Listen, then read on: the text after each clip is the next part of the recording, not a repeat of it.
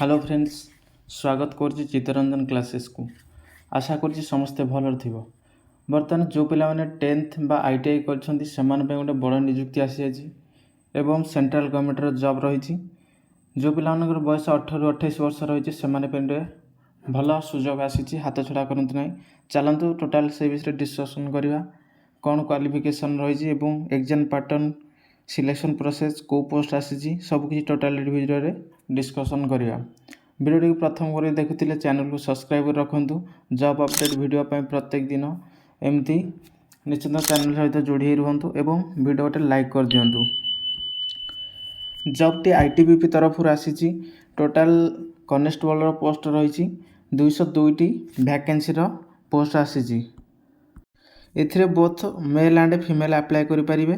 Total vacancy 2 post रहिछि। एथिरे post रहिछि कारपेंटर, प्लम्बर एवं मासन एवं इलेक्ट्रीशियन। यार अप्लाई डेट 12/8/2024 रु आरंभ होबाक जाउछि एवं लास्ट डेट 10/9/2024 पर्यंत रहिछि। एजुकेशन क्वालिफिकेशन जदि आपण मैट्रिक पास करछन ता सहित 1 year ITI certificate carpenter, plumber किंबा मासन बा इलेक्ट्रीशियन अछि तालाइटा आपण एथिरे अप्लाई करि परिबे।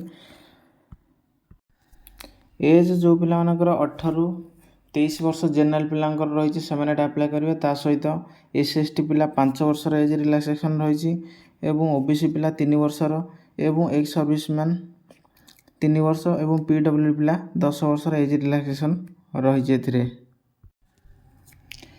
यार सिलेक्शन प्रोसेस 5टा स्टेज रे हबो।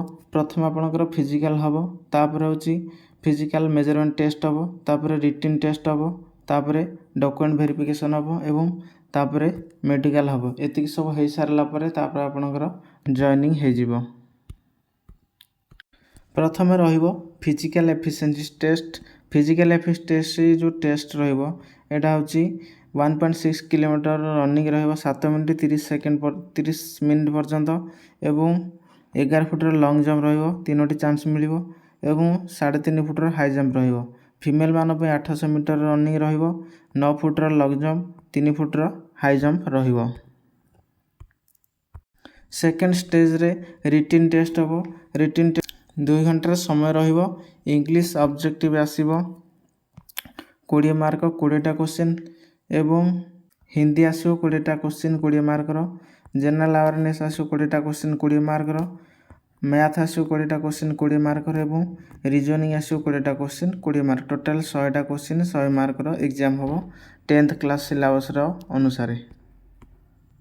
हमर जो सेकंड रहिबो फिजिकल मेजरमेंट टेस्ट।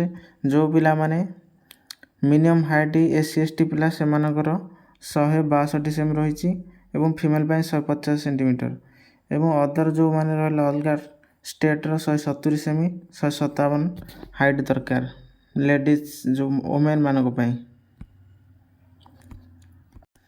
यार सैलरी कनेस्टेबल रो सैलरी 21700 रु 69100 मध्ये रहिबो बेसिक सैलरी।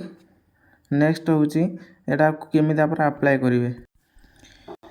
एटा को ऑनलाइन मोड रे अप्लाई करा जिवो एवं ऑफिशियल वेबसाइट होची www.itbppolice.nic.in जाइटा अप्लाई करिवे। एप्लीकेशन फी होची 100 टंका रहइबो। यूआर ओबीसी एवं ईडब्ल्यूएस पिलां पई नील टोटल एससी एसटी वुमेन पिलां पई कोनोसी भी देव रहिबो नाही। जो पिलां इंटरेस्टेड अछि तरे फॉर्म भर पई यथाशीघ्र फॉर्म जाय अप्लाई कर दियो एवं प्रत्येक दिन जॉब अपडेट वीडियो पे चैनल को सब्सक्राइब कर रखियो एवं वीडियो टे लाइक कर दियो। Thanks for watching.